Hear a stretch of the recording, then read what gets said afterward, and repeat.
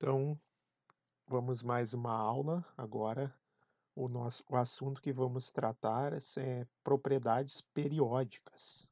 Propriedades periódicas dos elementos. Mais uma aula com o professor Dr. Elvis Sidney Bess. Você pode visitar o nosso site para mais conteúdos, mais assuntos em ciência, principalmente na área de química e matemática.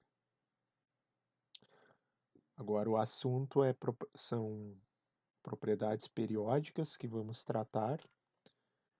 Então, vamos relacionar as propriedades periódicas com as distribuições eletrônicas dos elementos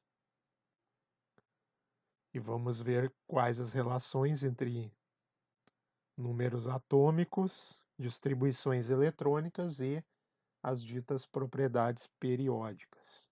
A primeira propriedade periódica que nós vamos tratar é a energia de ionização. O que é a energia de ionização?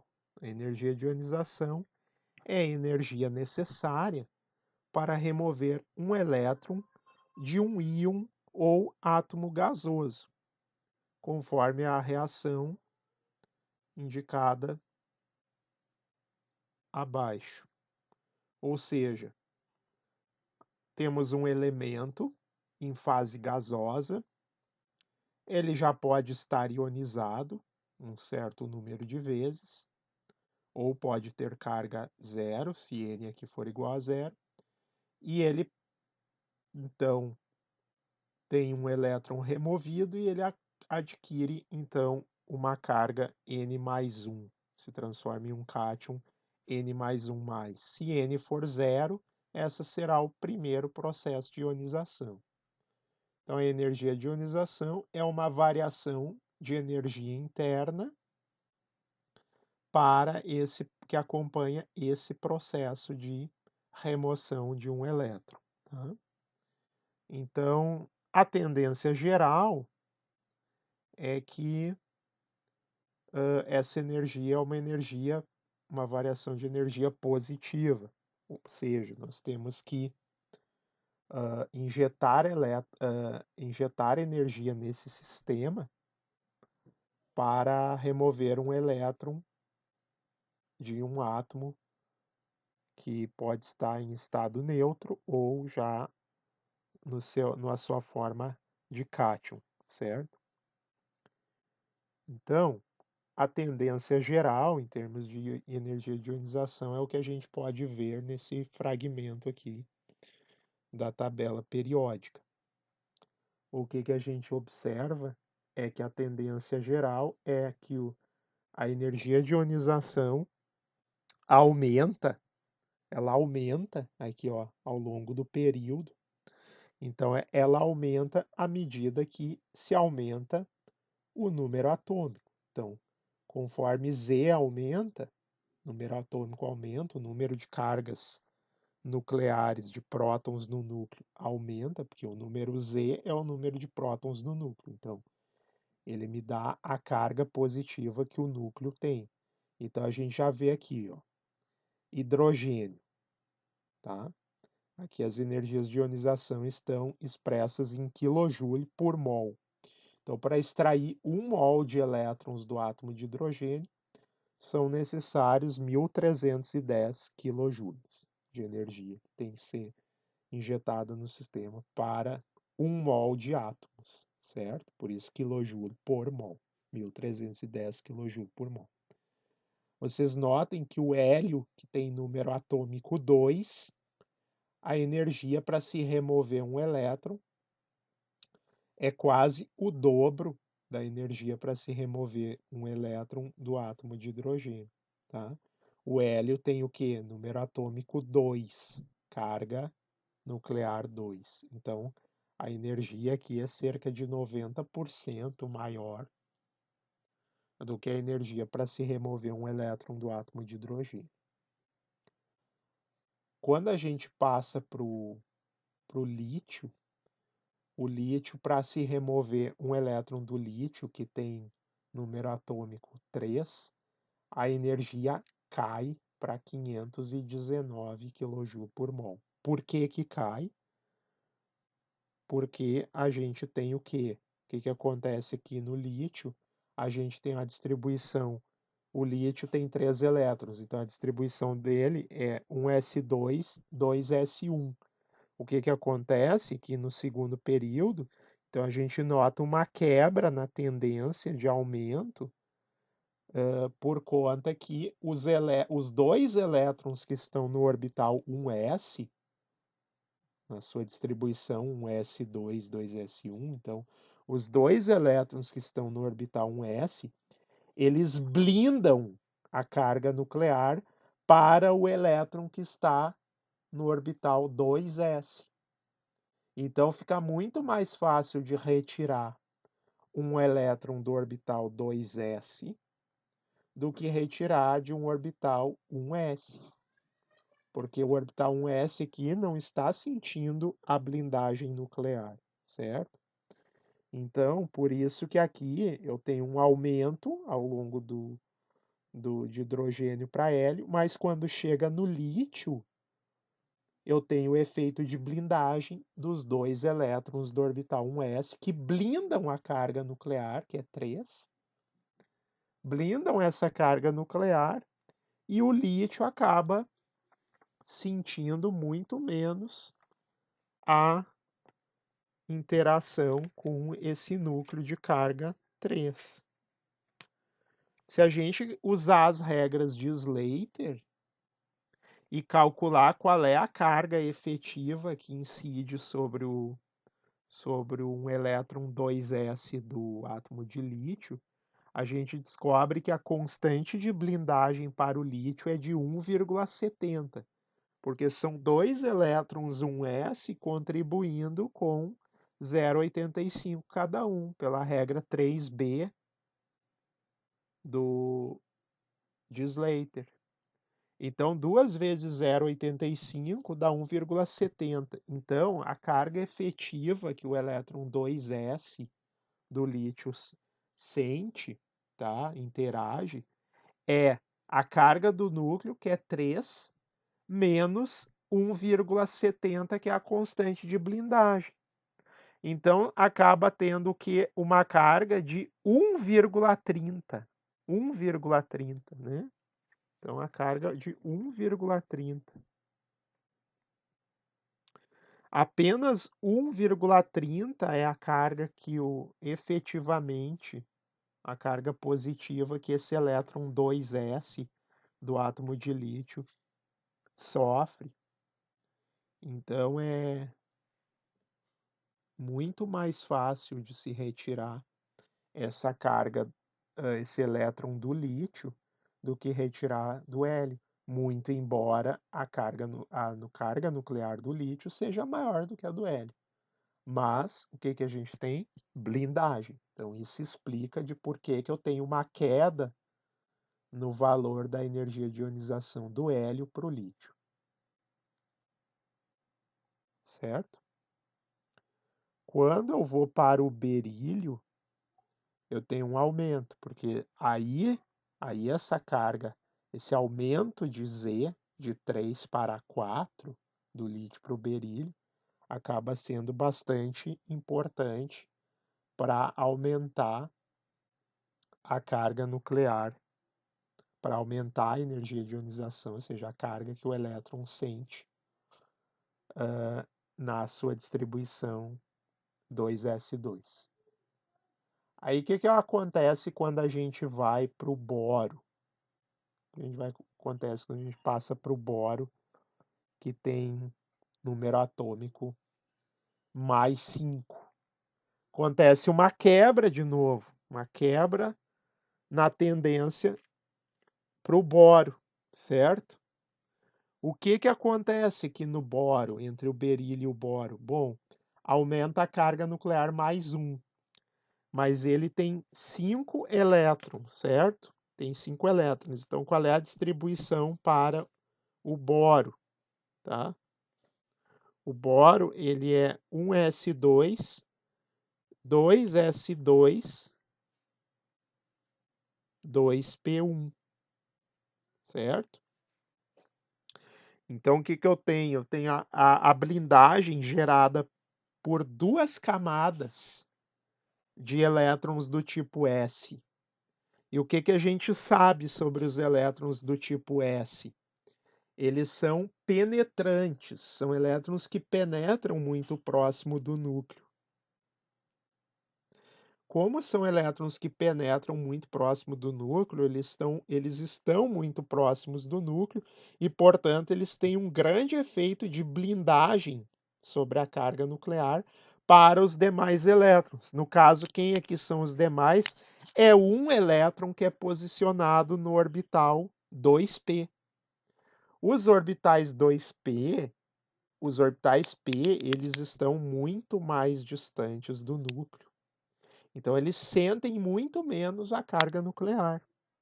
Como eles sentem muito menos a carga nuclear, eles interagem muito menos com o núcleo, é muito mais fácil retirar um elétron de um orbital 2p, que é o que acontece aqui no boro, do que retirar o elétron de um orbital 2s do berílio. Portanto, há uma quebra entre berílio e boro, a quebra de tendência. A tendência seria subir, que aqui, ó, subiu o número atômico, sobe a energia de ionização, aumenta a energia de ionização. Aumenta o número atômico, aumenta a energia de ionização. Mas essa tendência é quebrada entre berílio e boro.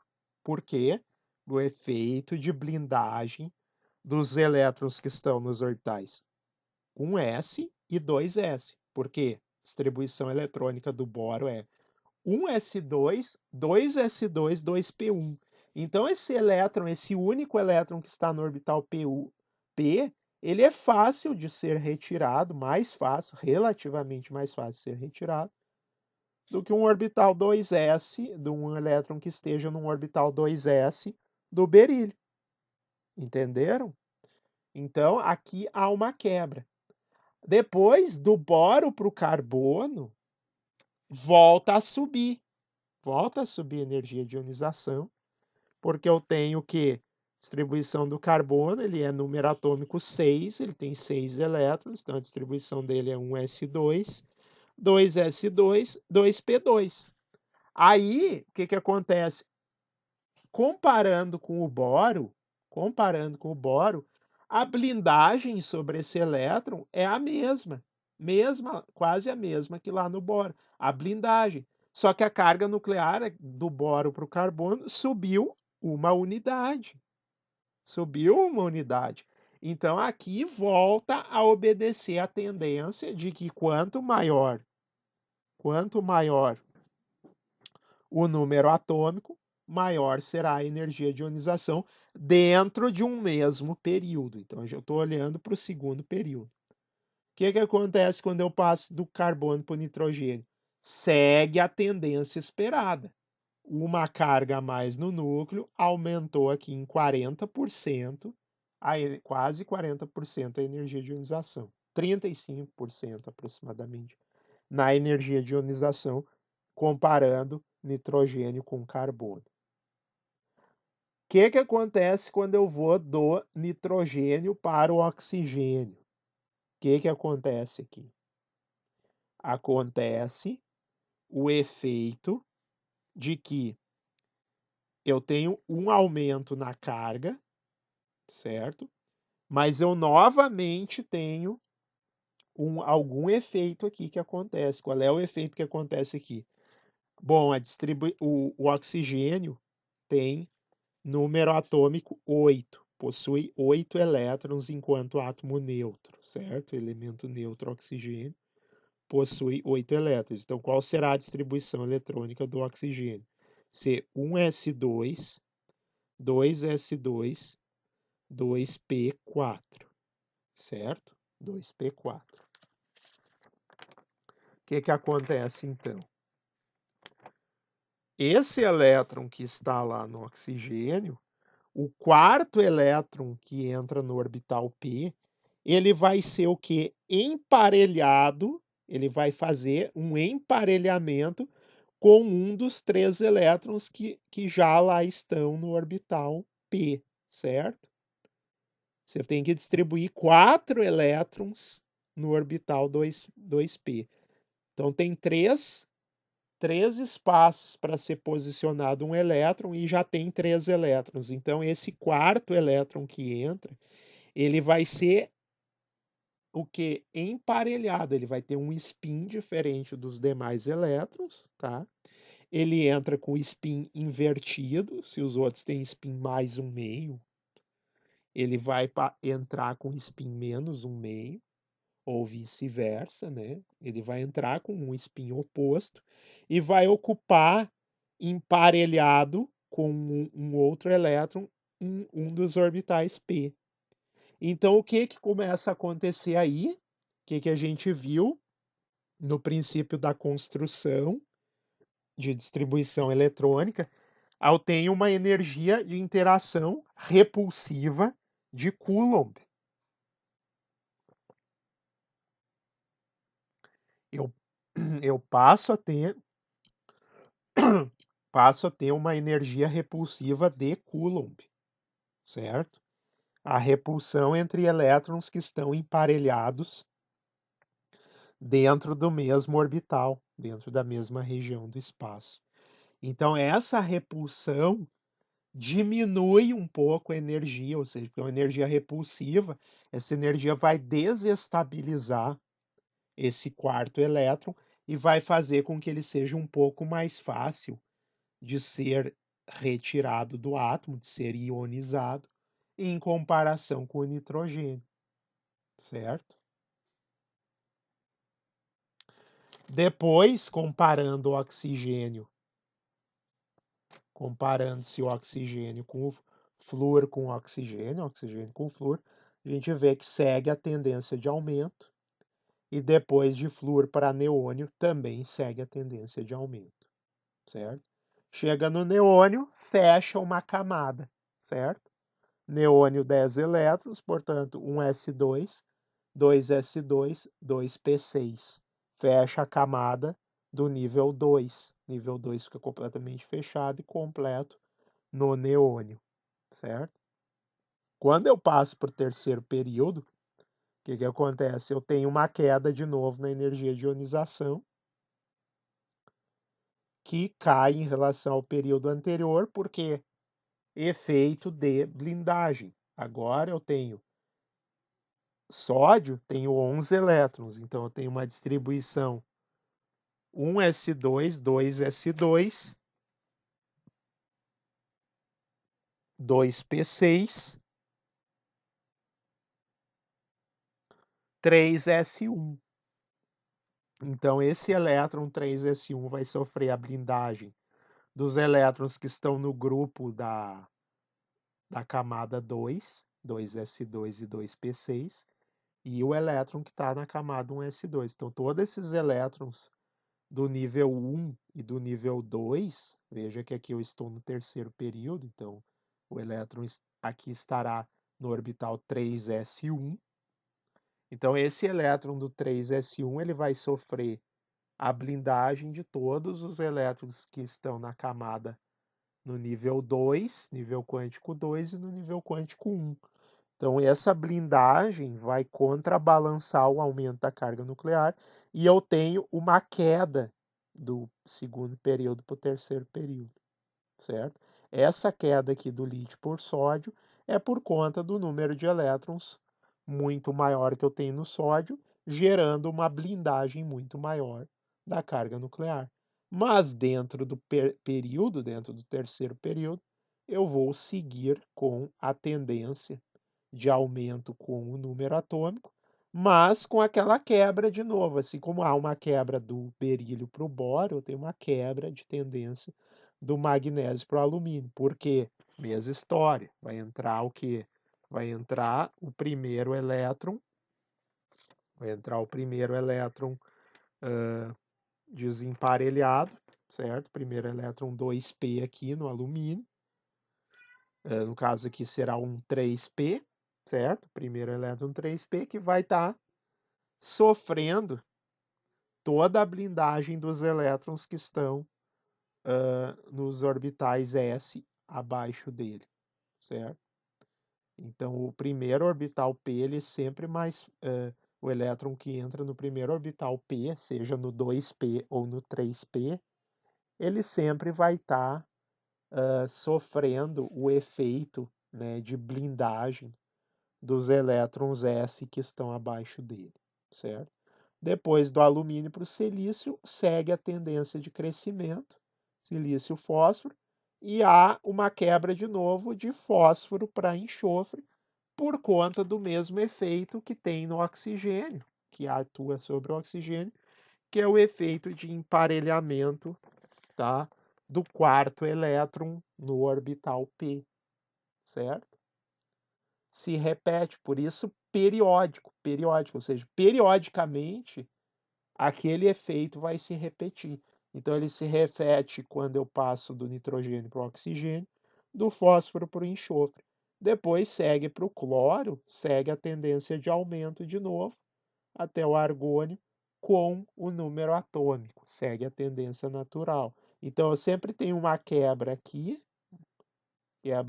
entre o metal alcalino terroso e o primeiro elemento do grupo P, e depois uma quebra entre os grupos 15 e 16, certo? Nitrogênio para oxigênio, fósforo para enxofre, que é o efeito aqui do que? Repulsão de Coulomb por emparelhamento de elétrons, certo? Verifique-se a mesma tendência do arsênio para o selênio.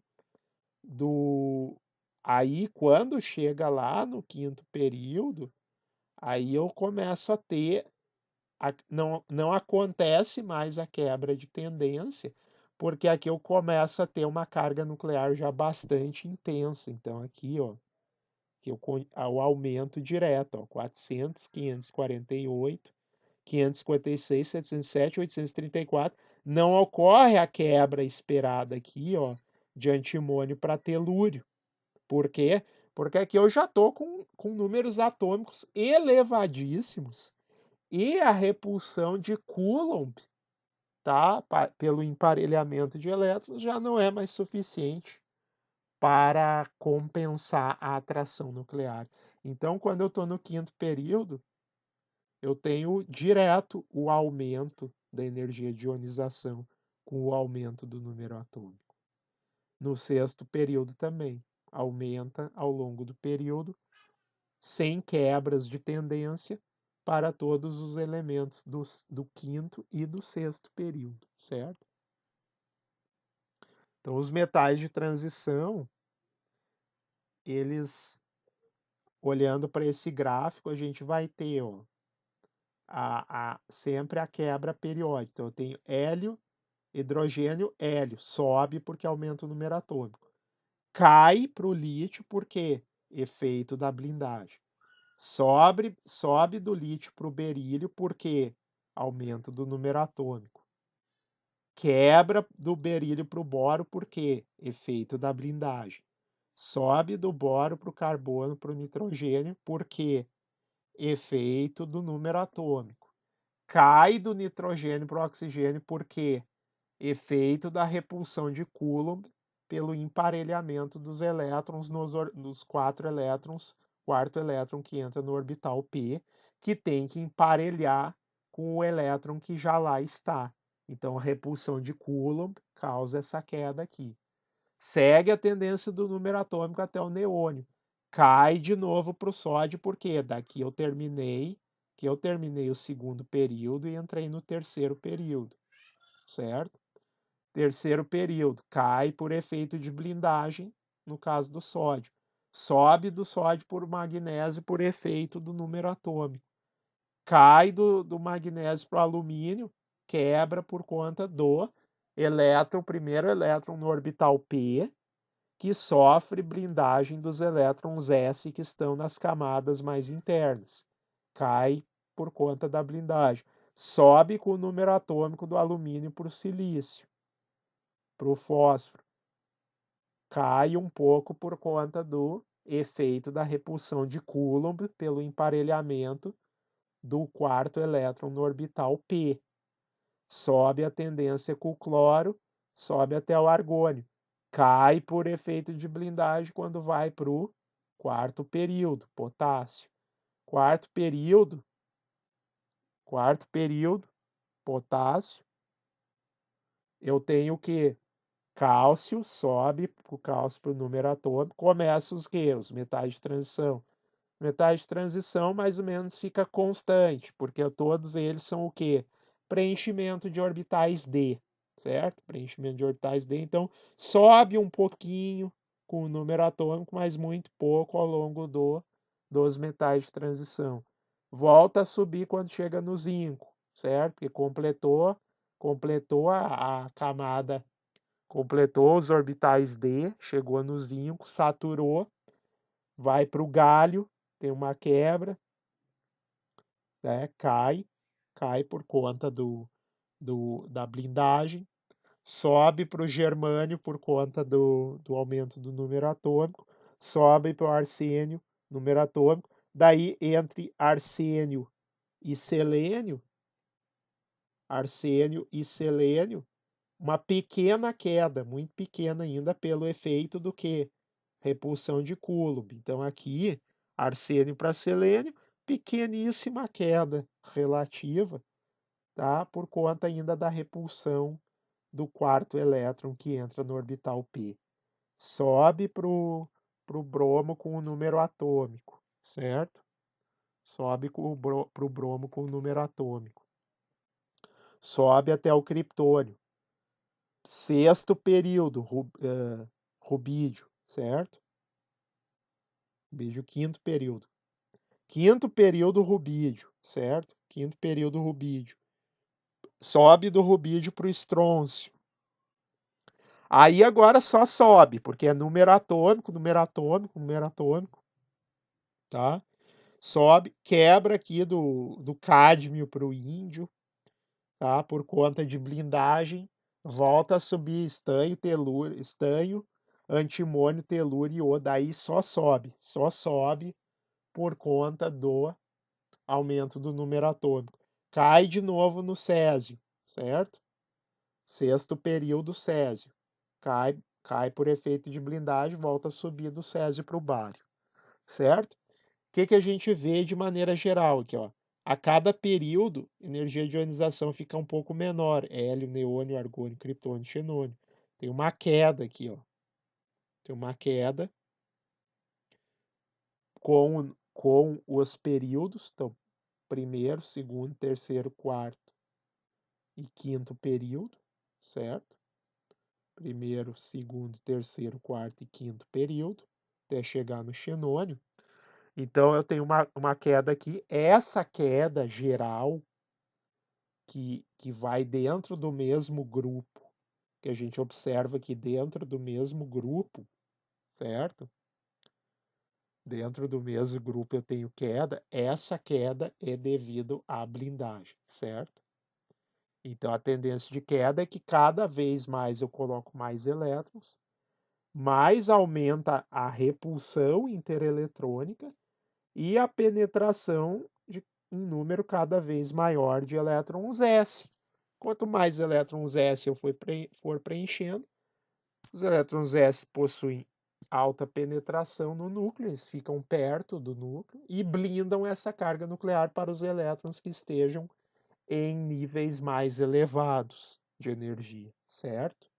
Então, com o aumento do período, eu tenho queda da energia de ionização, com as devidas ressalvas de quebras por fenômenos que a gente explicou devidamente, que são a blindagem dos elétrons S, a adição do primeiro elétron P, e a adição do quarto elétron no orbital P, que causa repulsão de Coulomb pelo emparelhamento de elétrons, certo? Então, isso é a questão da energia de ionização.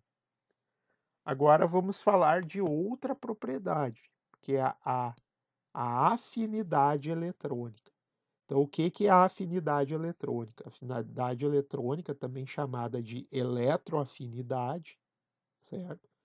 podemos chamar de afinidade eletrônica ou de eletroafinidade, ela é a energia necessária para remover um elétron de um íon negativo. Então, se eu tenho o elemento na sua forma de ânion, tá? De íon negativo, em fase gasosa, e eu vou ter que entregar uma certa quantidade de energia para retirar esse elétron desse ânion, gerando o átomo neutro e o elétron livre, tá? Isso é a afinidade eletrônica. Então, é a energia que acompanha essa reação, esse processo.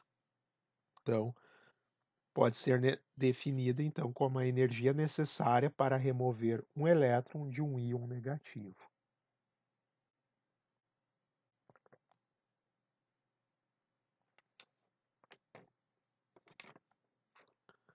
Então, o que eu tenho em termos de afinidade eletrônica? Temos essa tabela aqui, elemento com afinidade eletrônica. Os grupos 1, 2, 13, 14, 15, 16, 17 e 18. E os períodos 1, 2, 3, 4, 5 e 6. Vamos analisar o que aparece aqui, certo? O que a gente pode notar é que para uma série de elementos, eu preciso entregar energia, certo? Preciso entregar energia para retirar um elétron de um ânion desse elemento. Então, o que é a definição? Eu estou retirando um elétron, aqui, vamos começar pelo hidrogênio. Eu não estou, é a afinidade eletrônica, eu pego o ânion desse elemento, ou seja, se é o hidrogênio, é o H-, tá ok? H-. Pego o H- e retiro um elétron desse H-, certo? Quanto de energia que acompanha esse processo. Então, aqui diz que eu tenho que entregar para o sistema uma energia positiva, ou seja, eu tenho que dar energia para o sistema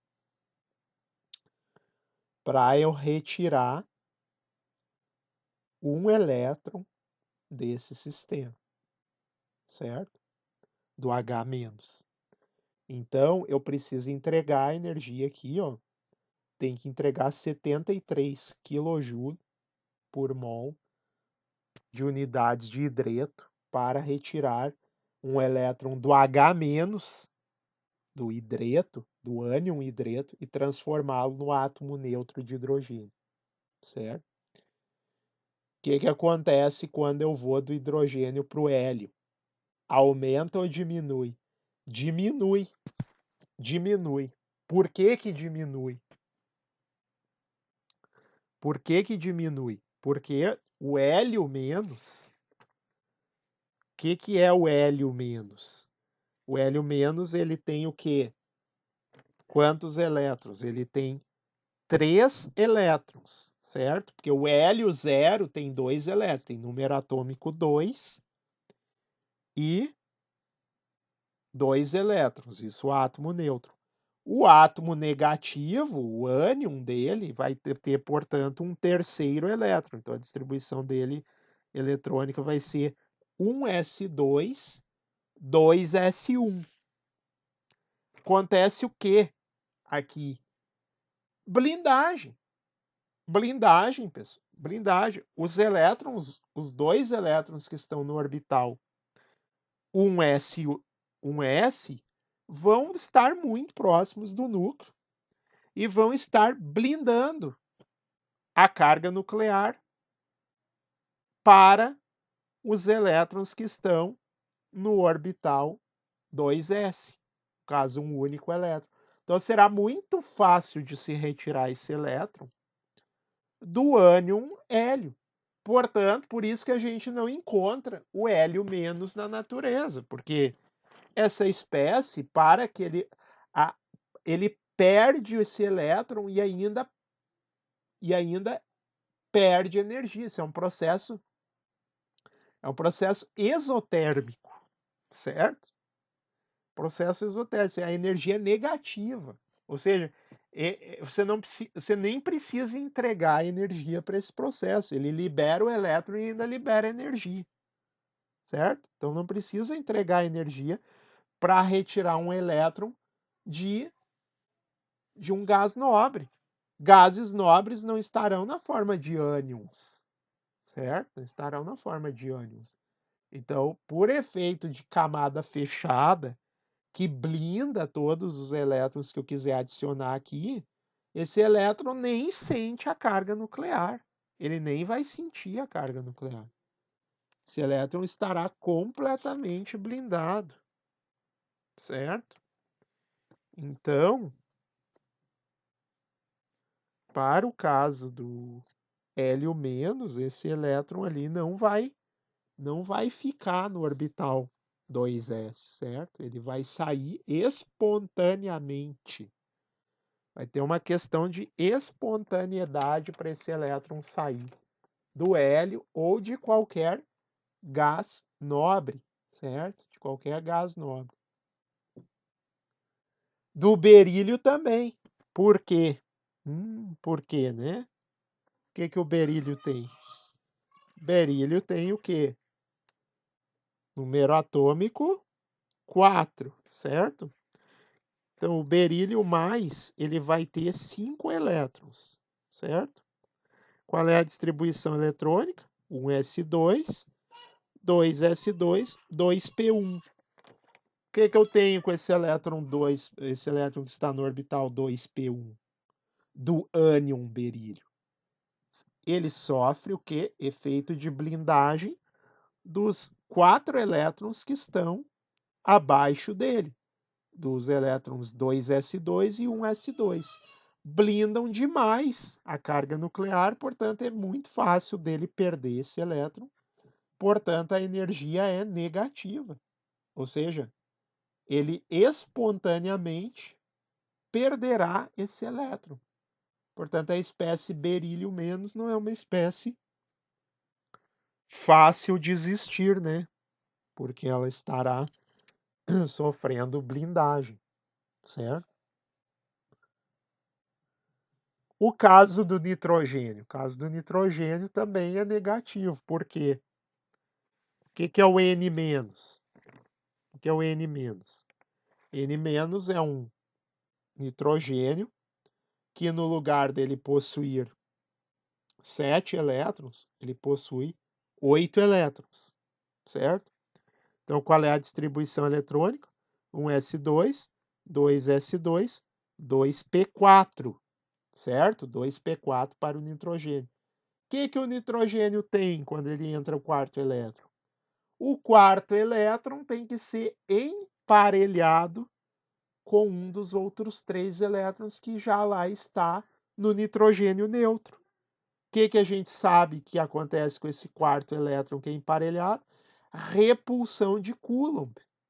Então, essa repulsão de Coulomb não é compensada por uma carga nuclear, porque ele já está com um elétron a mais, ele está com o 8º elétron, e eu tenho 7 cargas nucleares que, além de estarem blindadas pelos elétrons S, eu ainda tenho uma repulsão adicional, que é uma repulsão de Coulomb, por conta do emparelhamento desse quarto elétron.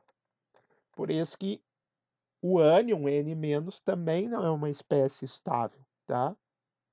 Por isso que eu nem preciso injetar energia no sistema para que ocorra essa ionização.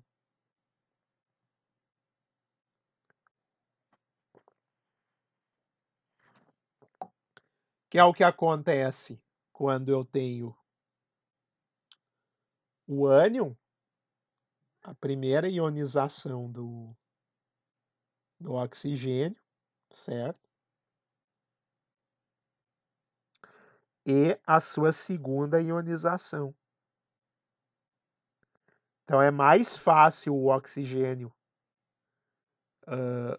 ocorrer como oxigênio mais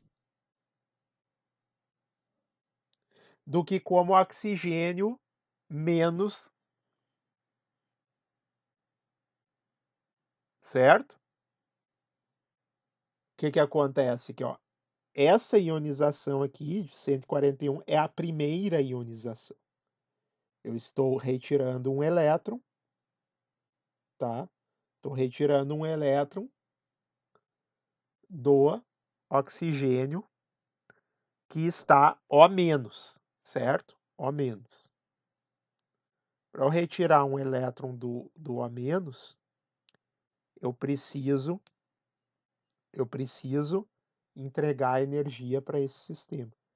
Mas para eu tirar um elétron, certo? Aqui o que a gente está falando é a segunda eletroafinidade. Então, o que que eu tenho? Para ele ganhar um segundo elétron, certo? E se tornar o O2-, esse é um processo espontâneo. Por isso é energia negativa aqui, tá? Essa mesma coisa acontece com o enxofre. Isso aqui é a segunda eletroafinidade, certo? Segunda eletroafinidade, que é a quantidade negativa. Por quê? Porque o estado O2- é um estado muito mais estável, porque leva à configuração de gás nobre, certo? De camada fechada. Então, para formar o O2- é espontâneo, o S2- é espontâneo. É isso que esse segundo número aqui está me dizendo. Bom, isso é afinidade eletrônica. Então, é interessante a gente entender essa diferença de afinidade eletrônica entre carbono e nitrogênio. Então, esse quadro aqui explica muito bem a diferença de afinidade eletrônica entre carbono e nitrogênio, certo? O que que eu tenho? Para o carbono, a situação antes é essa aqui. Eu tenho 2 elétrons no orbital p, tenho 2 elétrons aqui, então a configuração do carbono é o quê? Um S2, 2S2, 2P2, certo?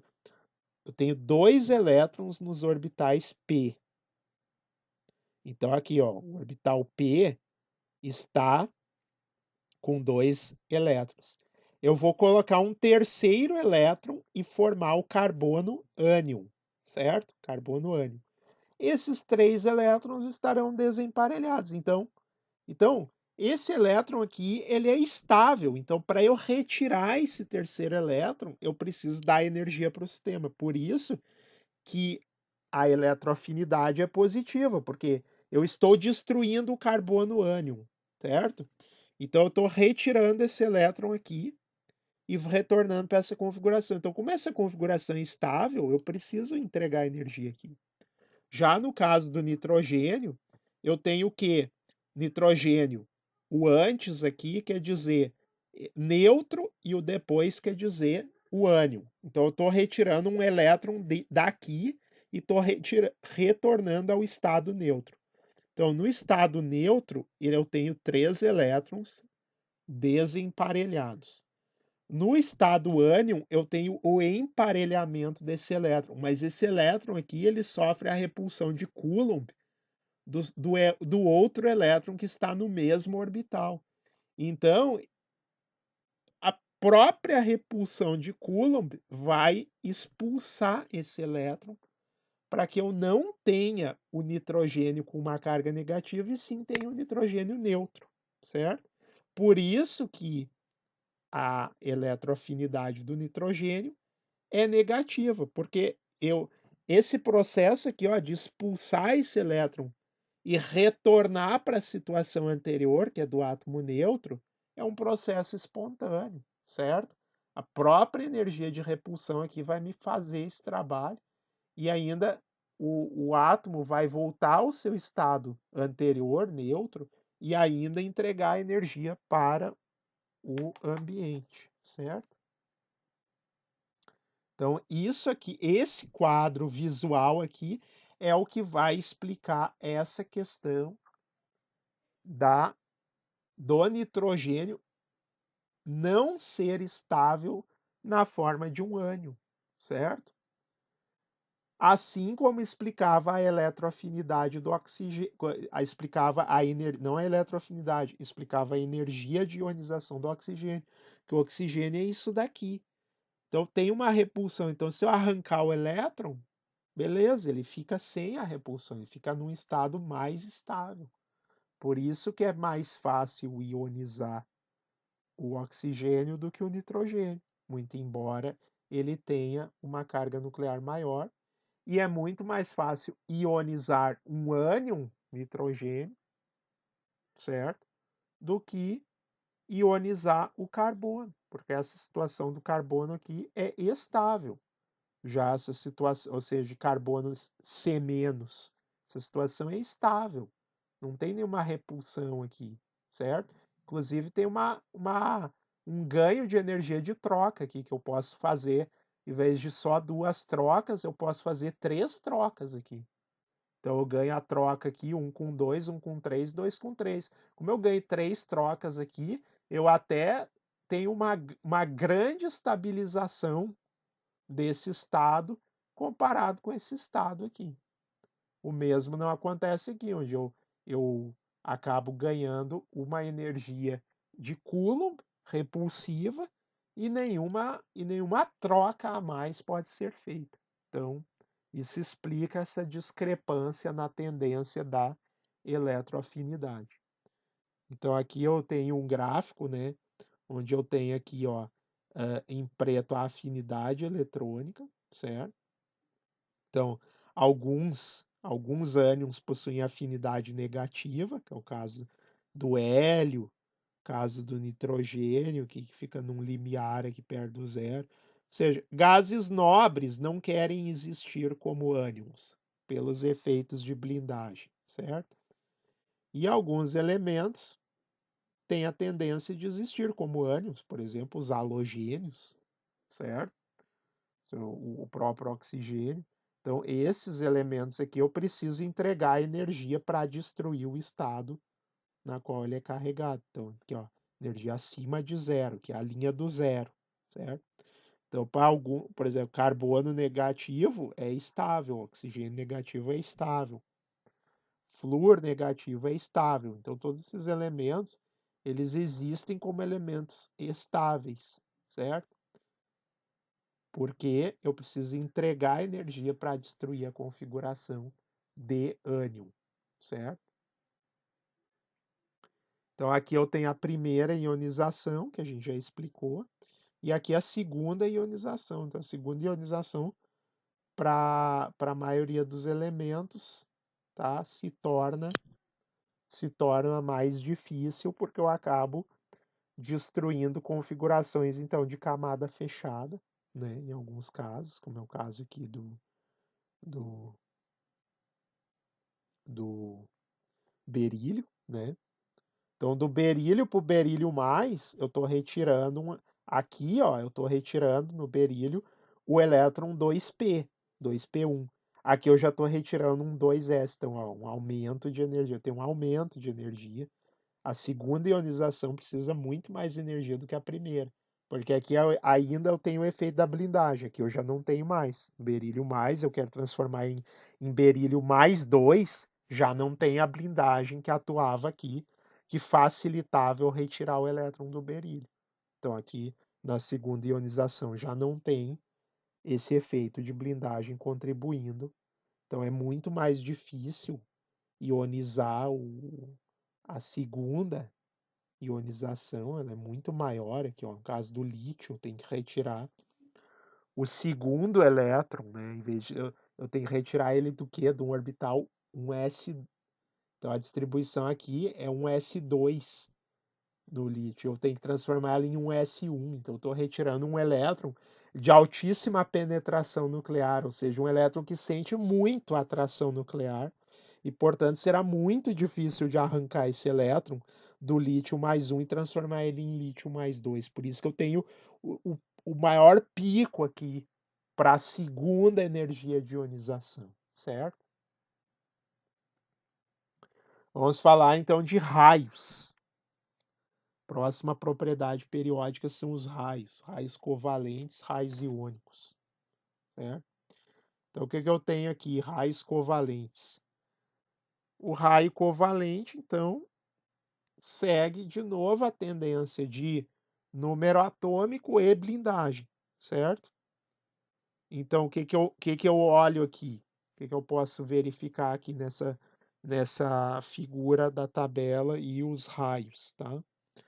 Eu verifico o quê? Que o raio, à medida que a carga nuclear aumenta, o que acontece? Os elétrons, então dentro de um mesmo período, vai aumentando a carga nuclear, os elétrons vão sendo cada vez mais atraídos pelo núcleo, então são cada vez mais puxados na direção do núcleo, para o centro do átomo, e com isso tem uma contração do tamanho dos orbitais. E, portanto, o raio tem que diminuir ao longo do aumento do número atômico. Então, quanto mais aumenta o número atômico dentro de um período, menor é o raio, porque apesar de eu estar adicionando mais elétrons, esses elétrons estão sendo atraídos por uma carga nuclear muito intensa, certo? Então, à medida que o número de elétrons aumenta daí num grupo, se eu olhar para o grupo 1, grupo 2, aí sim, aí começa a pesar o quê? A blindagem. Porque daí a blindagem vai atuar de maneira a blindar a carga nuclear e os elétrons que vão sendo adicionados, certo? As camadas que vão sendo adicionadas, elas vão ficando cada vez mais distantes do núcleo e, portanto, o tamanho do átomo vai aumentando. Então, dentro de um mesmo grupo, o tamanho aumenta de cima para baixo, por quê? Por efeito de blindagem, certo? Blindagem aumenta o raio nesse sentido de período, aumento do período 1, 2, 3, 4. E ao longo de um mesmo período, de uma linha aqui da tabela periódica, o que conta mais é o efeito do número atômico. Então, maior Z, o Z atuando, aumenta a Z, o raio diminui, porque os elétrons sentem a atração nuclear cada vez maior, certo? Isso é a questão de raio. Então, os raios atômicos geralmente decrescem, né, da esquerda para a direita, dentro de um mesmo período, devido ao aumento do número atômico efetivo. E crescem dentro de cada grupo porque camadas sucessivas, né, níveis quânticos sucessivos são ocupados, certo? Aqui eu tinha o número, aqui eu tenho uma distribuição 1s2, 2s1, daí eu ponho 3s1, 4s1, 5s1, 6s1. Então eu vou ganhando níveis quânticos cada vez mais afastados do núcleo e, portanto, camadas internas que estão blindando a carga nuclear para esses elétrons que estão sendo adicionados. Então, a adição de elétrons, esse elétron vai ficando cada vez mais distante do núcleo, por conta que ele está num nível quântico maior, que naturalmente tem uma probabilidade maior, mais afastada do núcleo, um raio mais provável, mais afastado do núcleo, e ainda sente muito menos a carga nuclear por conta da blindagem. Aqui a blindagem não é importante ao longo do período porque eu estou adicionando elétrons dentro da mesma camada. Só estou preenchendo subníveis. Então, dentro de um mesmo subnível, a blindagem não se altera muito, certo? Então, o elétron que é adicionado dentro do mesmo período, ele acaba sendo influenciado muito mais pela carga nuclear do que pela blindagem.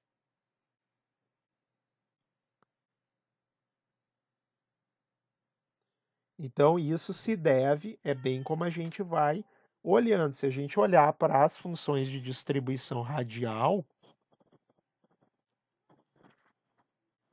a gente vê que ó, a camada 1s está bem mais perto do núcleo, a camada 2s aumenta um pouco a distância do máximo, 3s, e assim por diante. Então, Se eu vou subindo aqui do primeiro período para o segundo período, para o terceiro período, a distância vai ficando cada vez maior, né? Se eu olhar para a série dos metais alcalinos. Então, basta olhar para o função de distribuição radial que a gente vê qual o máximo de probabilidade radial, ou seja, de distância do núcleo, esse máximo vai se deslocando para valores cada vez maiores. Portanto, quando eu subo, quer dizer, quando eu aumento, vou descendo nos períodos, primeiro, segundo, terceiro, quarto, quinto, sexto, eu vou cada vez aumentando esse raio mais provável, que é a distância mais provável do elétron do núcleo, portanto, vou aumentando o raio. Então, dentro de um mesmo grupo, eu aumento o raio, certo? Para íons, o que eu acabo ganhando em termos de raio iônico? Bom, segue a mesma tendência, certo? Só que o íon tende a ser, no caso de cátions, certo? Os cátions eles são menores do que os seus elementos no estado neutro. Então eu tenho uma contração muito grande aqui. Tem uma contração muito grande quando eu aumento a carga, certo?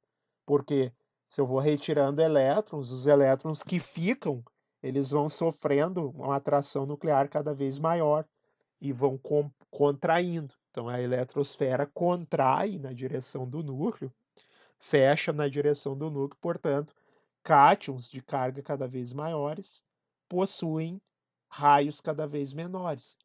Ânions é a tendência contrária, porque eu vou adicionando elétrons. Então, os elétrons vão sendo adicionados, então F menos, O2 e N menos 3. Então, eu tenho quanto maior a carga do ânion, maior é o raio do ânion, porque eu vou adicionando elétrons no ânion e esses elétrons não estão sendo compensados por um aumento da carga nuclear. Logo, a atração que eles sofrem pelo núcleo é muito menor.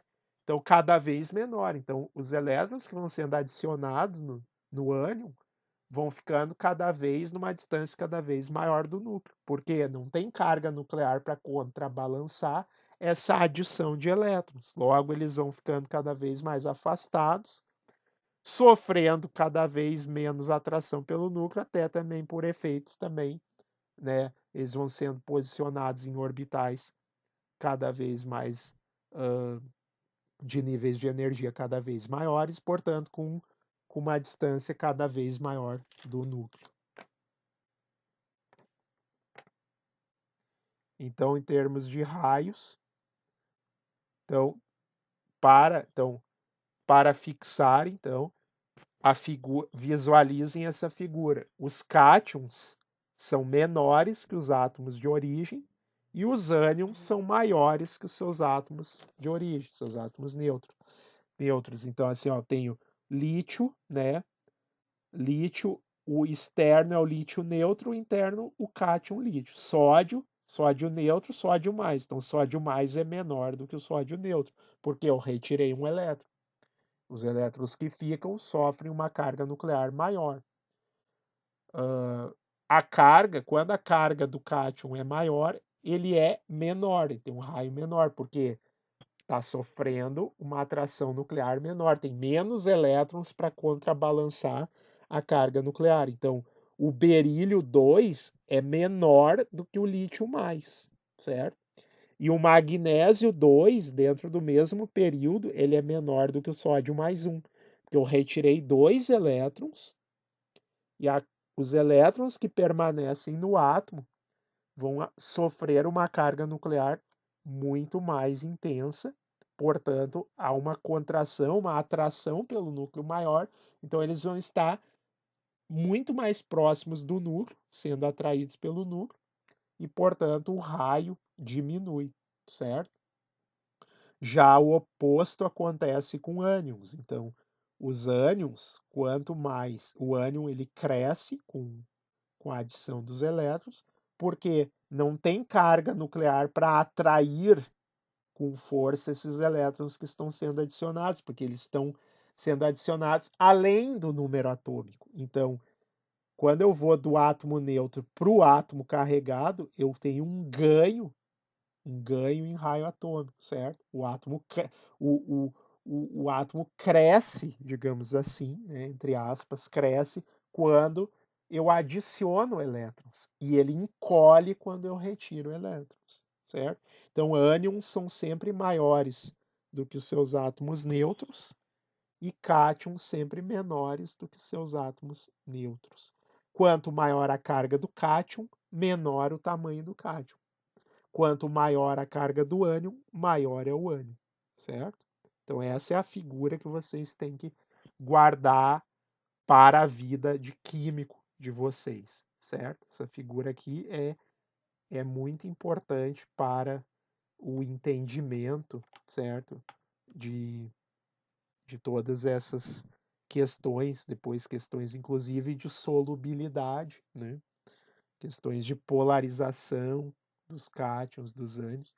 Inclusive, quando a gente entrar na questão de estado sólido, essa questão aqui de tamanho de raio iônico também vai voltar para a gente poder explicar questões de arranjo cristalino de sais iônicos, de óxidos e assim por diante. Certo? Então, essa é a questão dos raios. Então, a gente vê que o raio cristalino, né, para metais alcalinos, ele cresce com o período, né? Então, lítio mais, sódio mais, então vai aumentando. Para metais alcalinos terrosos também, certo? Aumenta bastante. Vocês vejam que o alumínio, carga 3, ele, apesar de ter um número atômico 13, ele é bem menor. Vocês vejam aqui, ó, comparem com o magnésio, que tem número atômico 12, e forma o íon magnésio com carga 2, tem 86 picômetros de raio, enquanto que o alumínio tem 68, então carga, carga maior. Os elétrons que ficam sofrem uma atração muito maior pelo núcleo e ocorre uma contração muito maior da esfera eletrônica. E no caso de íons com carga negativa, a gente pode comparar aqui ó, o oxigênio com o flúor e verificar que o oxigênio é um pouco maior que o flúor, certo? O número atômico aqui 8, aqui 9, então eles são comparáveis, certo? E o oxigênio é um pouco maior que o flúor, certo? Porque ele tem a carga negativa maior, portanto tem um elétron a mais adicionado no sistema que, que vai estar num nível de energia muito maior e, portanto, muito mais afastado do núcleo, sofrendo muito menos a influência nuclear, portanto, eu tenho um aumento aqui ao comparar flúor com oxigênio em termos de ânion. O mesmo acontece quando eu comparo, né, o cloro com o enxofre, certo? Eles acabam tendo tamanhos parecidos, um 67 e um 70, mas ainda o de carga com duas cargas negativas tende a ser menor, no caso, comparando com o cloreto e sulfeto. O sulfeto acaba sendo um pouquinho maior do que o cloreto, por conta dessa segunda carga negativa que estará muito menos atraída pelo núcleo, em comparação com o elétron no cloreto, certo? Então, se eu comparar agora o raio de espécies isoeletrônicas, o que são espécies isoeletrônicas? Iso quer dizer o mesmo, eletrônica de elétron. Então, todas essas espécies aqui são isoeletrônicas, elas possuem o mesmo número de elétrons, certo? Todos esses íons possuem 10 elétrons no total. O que acontece? Posso comparar, todos têm 10 elétrons, mas o número de prótons vai mudando. Então, menor número de prótons, menor atração pelo núcleo, maior raio. Vai aumentando o número de prótons, a carga nuclear sobre esses 10 elétrons vai aumentando, certo? Vai aumentando a influência da carga nuclear sobre a mesma quantidade de elétrons. O que vai acontecendo? Vai diminuindo o raio, certo? O raio, certo? Vai aumentando o número de prótons para a mesma quantidade de elétrons, então aqui o mesmo número de prótons para a mesma quantidade de elétrons, vai diminuindo o raio, porque quanto maior o número de prótons, mais atração esses elétrons, esses mesmos 10 elétrons vão estar sentindo pelo núcleo. Pelo núcleo, então, mais perto do núcleo eles estarão, portanto, menor o raio do íon em questão, certo? Já no caso em que eu comparo espécies que possuem a mesma carga iônica, mas diferentes números de prótons, diferentes números de elétrons, a gente segue a tendência, né, de que, claro, eu estou aumentando aqui o período, então o que que entra aqui? Blindagem. Daí, com o efeito da blindagem, quanto maior a blindagem sobre os elétrons que aqui estão, mais afastados eles ficam do núcleo, porque eles estão sendo blindados pelos elétrons mais internos, portanto, sentem menos a carga nuclear e ficam cada vez mais afastados do núcleo, portanto, raio cada vez maior. Mantendo-se o número de prótons constante e diminuindo o número de elétrons, o que acontece? O raio diminui, porque a mesma quantidade de elétrons, quer dizer, a mesma quantidade de prótons, atuando sobre quantidades de elétrons cada vez menores. Ora, os elétrons, se eu estou diminuindo o número de elétrons, eu estou diminuindo os efeitos de blindagem. Logo, se eu diminuo a blindagem, eu aumento a atração nuclear, certo? Menos blindagem, maior atração nuclear. Maior atração nuclear, menor o raio, porque os elétrons vão tender a ficar mais próximos do núcleo, certo? Bom, sobre propriedades periódicas, é isso que a gente tinha para apresentar. Espero que você tenha gostado das explicações, tenha entendido como se dá os efeitos de blindagem e de penetração, atração nuclear, aumento de número de elétrons e aumento da carga nuclear sobre as propriedades dos átomos, dos elementos na tabela periódica.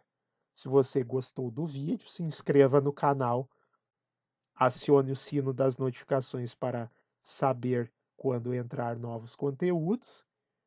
Compartilhe o vídeo com seus amigos, colegas estudantes e colegas professores. Obrigado pela atenção e até a próxima aula.